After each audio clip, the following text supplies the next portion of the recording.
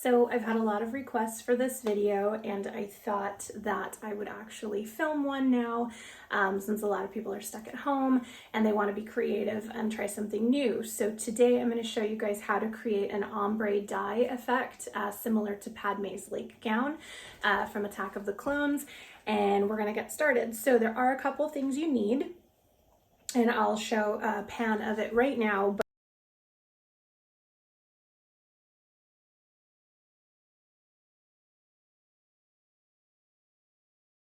But kind of up close, especially if you're dyeing cotton, you're going to need some salt, and you're going to need the colors that you're going to ombre dye with. So I use RIT. It's a great brand. You can pick it up at your local Joann's, Walgreens, Amazon, you name it, people have it.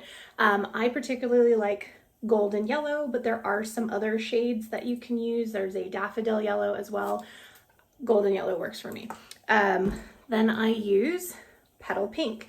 Now this one, it's a lighter pink shade, which is perfect for Padme, but there is also several other shades of pink that RIT uses, and it's kind of just based on preference. But for me, since I like that light, very innocent looking pink, I use this one. And last but not least, you're going to have purple for the very bottom of your item, and this is basically called purple. So I have my water currently boiling or getting to boil. I didn't put too much because I'm not going to be dyeing something that's really big. But while it is boiling, I'm going to go ahead and add my salt. Now for this, it does say a cup, but I'm not actually dyeing anything big enough for it to need a cup of salt. So I'm just going to kind of play it by ear and, you know, do the color. And then if it comes out great, continue. And if not, add more dye and put it in. So here's my salt. And again, it's preference for me. I've been doing it so much that I know, but everybody's different. So I'm just going to add in about that much. I'd say it's about a quarter salt.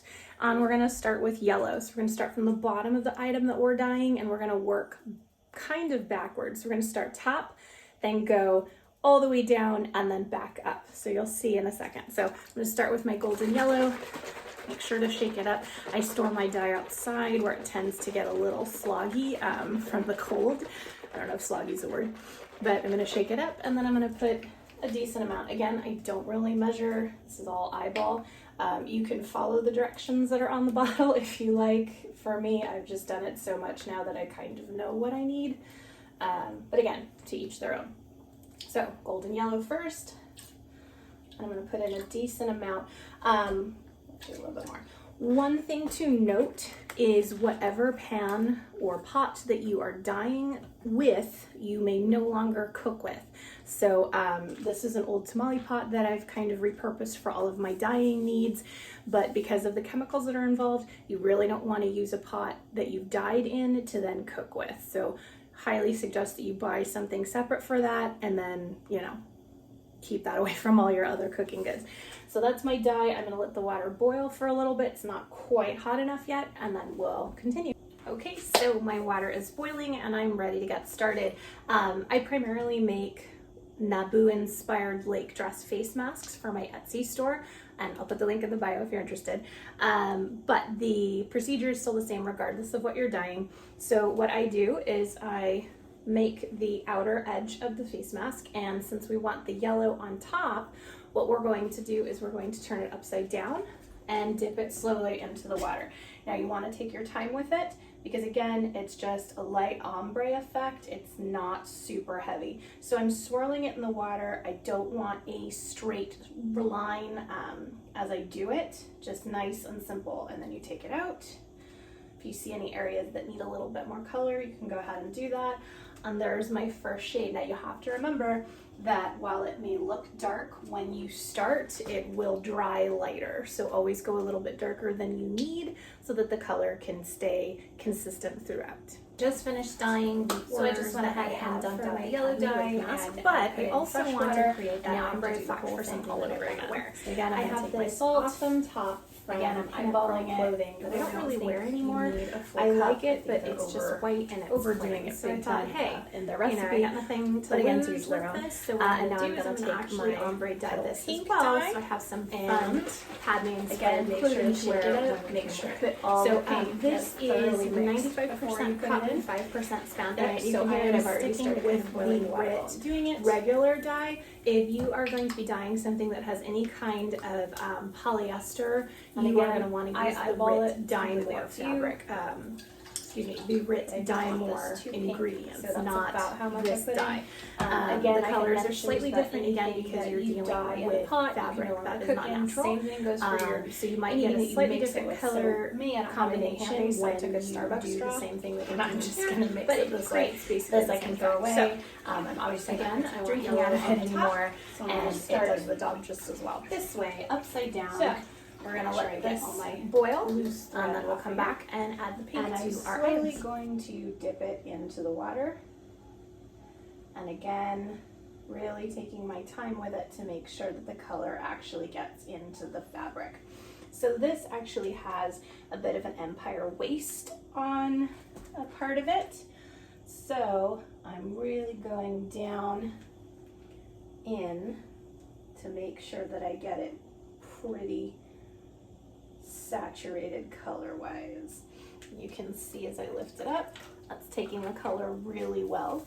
I want to try and be as even as possible with it, so I'm going to take it in and swirl it back and forth. But already there's that nice color we're looking for. Right here it's a little uneven, so I'm going to take it back in and dip it until I get roughly to where I want the yellow to end. It's looking like some of my zipper is polyester, so it may not take the color, but that's okay. It's in the back, I'm not too worried about it. So there is my first shade of my ombre top. Took it very well, and because this is a top and not a face mask, I do want to rinse it out. So I'm going to take it and now rinse it with ice cold water.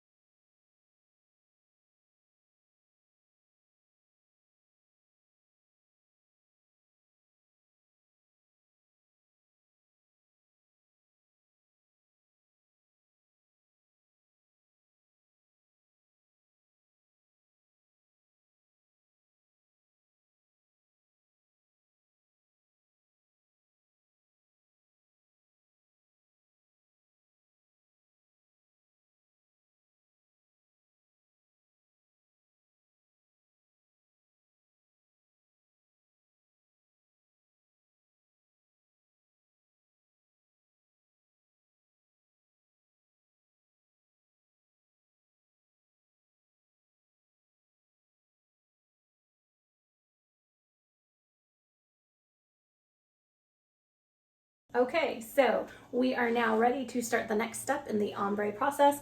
Here is my face mask with the yellow. Now we want to go from the bottom up to the yellow with the pink. So the reason I choose the petal pink is it's a little easier to blend the colors when we get to the yellow and pink area, but you'll see what I mean. So again, you're gonna dip the whole item that you're dyeing in, and you want to kind of just swing it back and forth slightly, not to get too straight of a line between the two colors. And what I'm doing is, as you can see, just moving it back and forth, almost like waves. And when you take it out, there's your pink. So you can see as you go if you missed any areas where they overlap, and then you just lightly put it together. So I'm going to go ahead and continue to dye the rest of these, and then I'll show you the top when I get to that point. So I'm finished with my masks, and now we're back to my shirt. So again, this was yellow, and now we're going to do the petal pink, and now I'm going to basically dump the entire thing up to the yellow into the pink. And I'm not going to worry too much about that bottom half being too dark or too light, because the purple's going to go over that. So you can already see it's picking it up pretty well. Again, you might want to add in more water as needed. Thankfully, this particular pot is just big enough for what I'm trying to do, but I'm swirling it around to get that color wash that I want. So there's a couple spots that aren't quite getting it. They're still white. As you can see, it's coming up, and remember, it will get lighter, so don't panic if it's not perfect right away, color-wise. Again, I'm getting the bottom, and huzzah. So again, there's a little bit of sections in the front that aren't perfect, and that's okay, but I want more of that gradual blend into the other color.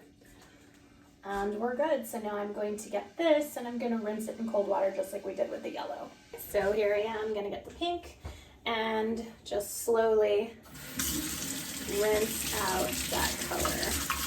I'm going to try and do only the pink side, not the yellow, because if I do it too much I'll get that orange and I don't really want that.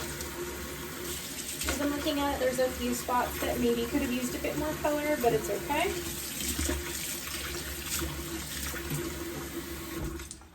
Just wring that out and get it ready for the purple.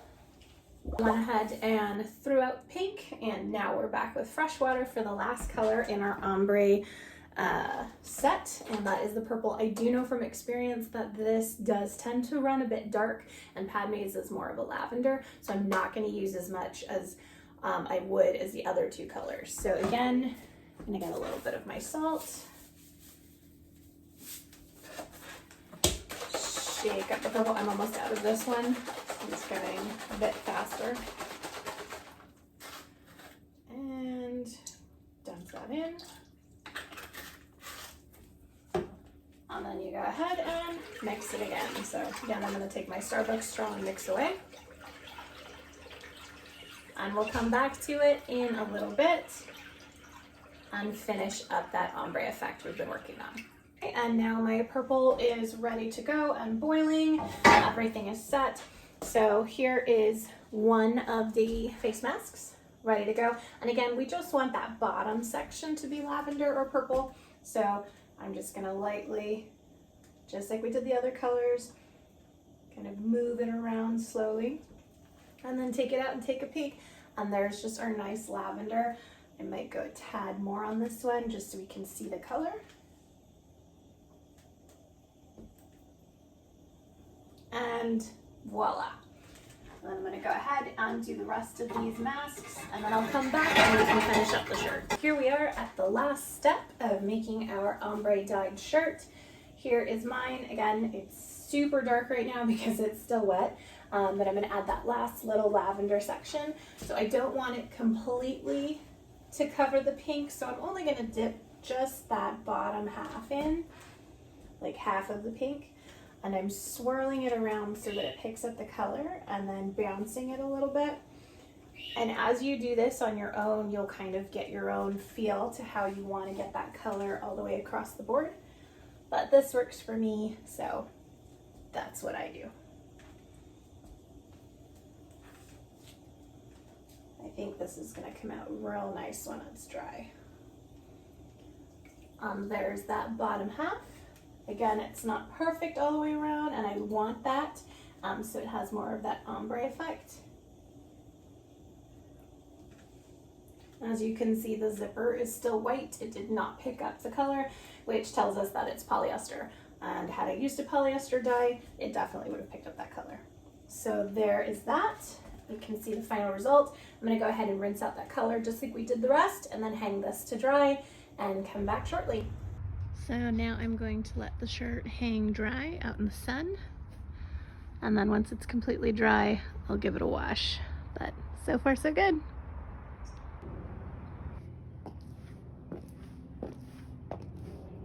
And here is the final result, all washed and dried. And as you can see, the colors came out really well. I highly recommend you practice a little bit before you put it on the actual item that you're going to be dyeing. But I hope this tutorial was helpful to you. If you have any questions, please feel free to post in the comments below. Thanks so much.